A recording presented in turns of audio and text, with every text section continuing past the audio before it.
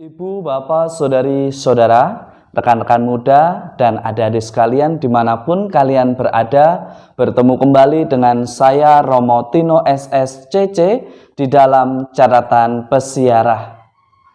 Di dalam perjalanan persiarahan seorang pribadi, ia memiliki wibawa bukan karena kecerdasan atau kepandaiannya di dalam menyampaikan sebuah ide di dalam kalimat ataupun keindahan dari kata-kata yang terangkai dalam puisi.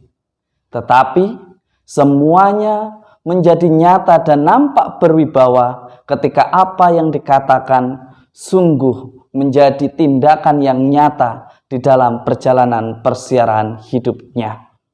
Sebagai orang beriman dan yang mengaku diri sebagai murid Kristus, lakukanlah apa yang kita katakan dan apa yang kita imani seturut dengan kehendak Allah. Sebelum kita mendengarkan permenungan dari catatan pesiarah, marilah kita membuat tanda kemenangan Kristus. Dalam nama Bapa dan Putera dan Roh Kudus. Amin. Allah Bapa yang Maha Kuasa dan Kekal, wafat dan kebangkitan Putramu Yesus Kristus menjadi jaminan keselamatan kami.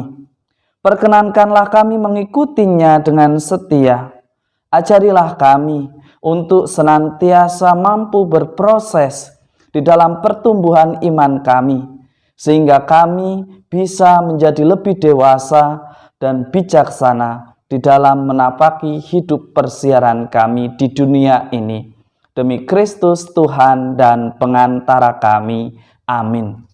Ibu, bapak, saudari, saudara, rekan-rekan muda, dan adik-adik sekalian yang terkasih, Kristus telah wafat untuk kita. Kristus wafat untuk menebus kita dari kekuasaan maut yang diakibatkan oleh perbuatan dosa. Kita bersama diajak oleh Rasul Paulus di dalam suratnya yang pertama kepada jemaat di Tesalonika, bagaimana kita diajak untuk tidak hidup di dalam kegelapan, tetapi kita diajak untuk hidup di dalam terang kasih-Nya. Jangan kita seperti pencuri yang selalu mengendap-endap dan bersembunyi di balik ketidaktaatan kita, di balik perbuatan tidak jujur kita.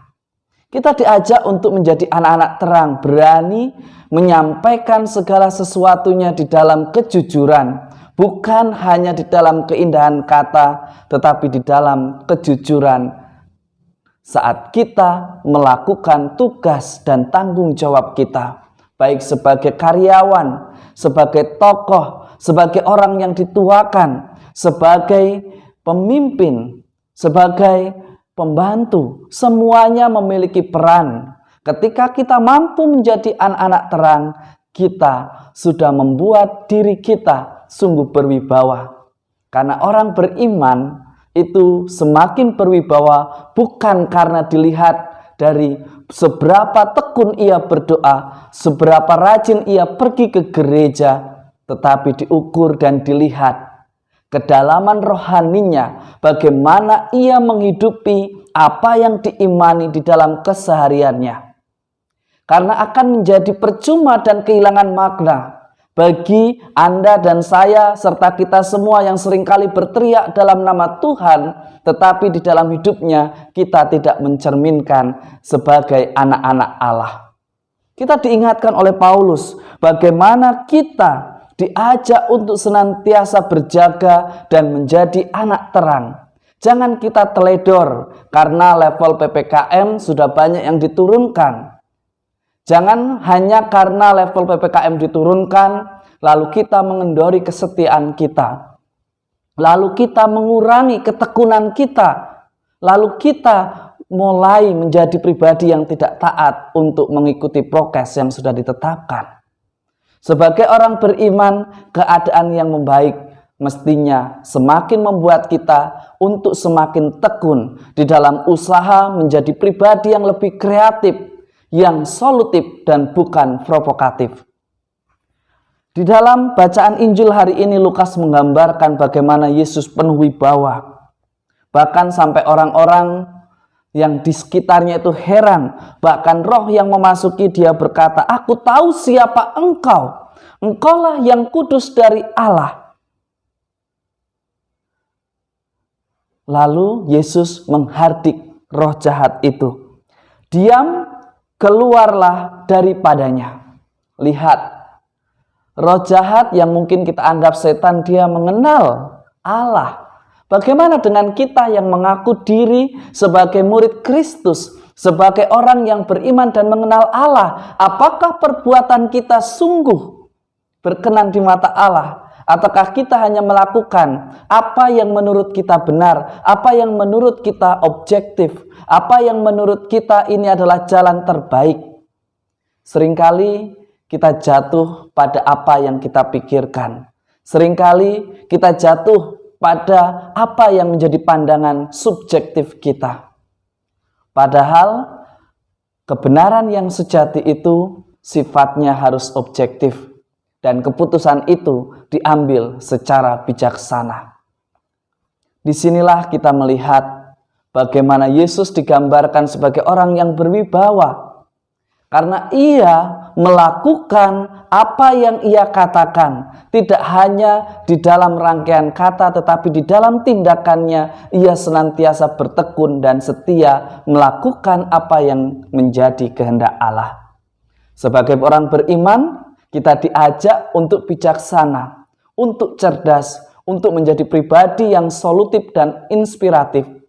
Bukan menjadi pribadi yang provokatif, yang bisanya hanya menyalahkan dan membenarkan diri sendiri atau menyalahkan orang lain. Mari kita belajar menjadi anak-anak terang dengan berani berproses, tekun dan setia yang bertujuan untuk kebaikan bersama. Semoga berkat Tuhan senantiasa melindungi dan memberkati kita semua. Dalam nama Bapa dan Putera dan Roh Kudus. Amin.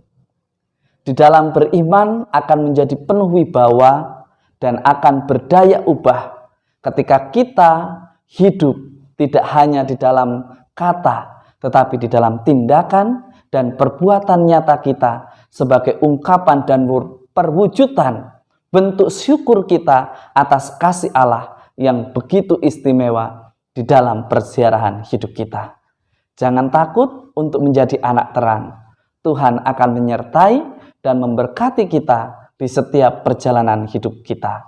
Tuhan memberkati. Amin.